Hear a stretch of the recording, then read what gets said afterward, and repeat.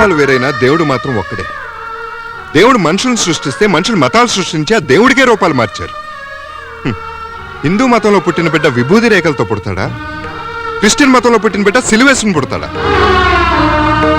ప్రపంచంలో అన్ని మతాల గురించి అందరికీ తెలియకపోవచ్చు, కానీ ప్రేమ గురించి తెలియని మనిషి ఉండడు, ప్రేమ చిగురించిన మనసు ఉండదు.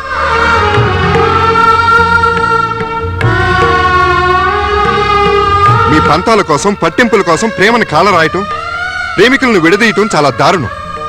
దయచేసి నా మాట వినండి, వాళ్ళిద్దరికి పెళ్లి జరిపించండి. బాబు, నువ్వు ఎంత చెప్పినా ఆ మూర్ఖులు మాత్రం మారరు.